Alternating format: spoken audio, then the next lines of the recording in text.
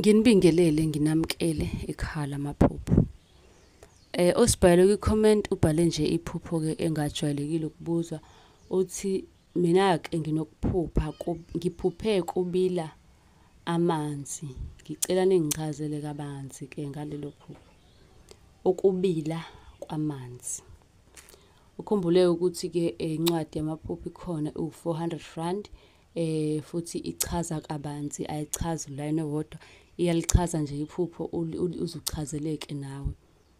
Ebese insipho yobulongo u100 insipho ke le isuke igeza idlozi ivula inhlahla ivula amaphupho ivula okuvaliwe mawuthi uphupha kabi noma ukuthi awuphuphi iyasiza futhi nalapho.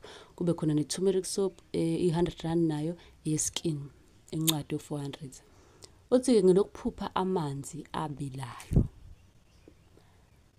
Engakusho iphupho kanjalo lijwayelekile kodwa ke mase uphupha amanzi abilayo wena ebila nje impela kusuke kuwulaka lolo ulaka labaphansi. Ngenzeka ukuthi khona la izinto ongasazenzi kahle ngendlela lokho kudala ukuthi abantu abadala bebe nolaka.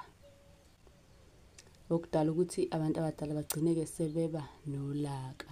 Kwezinye izinsuku noma kwezinye izikhathi amaphupho kanjalo kumele uwaqaphele. Ngiyathemba ukuthi lo buzo luphendulekile. Ningakhohlwa ukusilandela lapha ku Facebook ipage sichaza amaphupho, ku TikTok ipage sichaza amaphupho, ku YouTube sichaza amaphupho sitholakala nje yonke indawo zonke nje sichaza amaphupho. Amapage yize amapage emaningi kodwa nawe ngizolibona lethu kunale number yethu lapha kwibhayo.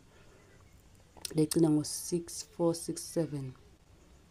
Ngiyabonga ke ukuthi ningiphi indlebe ningakhohlwa ukusubscribe khona la ku YouTube wethu ukuze ke nangokulandelayo masifaka sini update nje ngokuthile kusheshe kufinyelele kumina.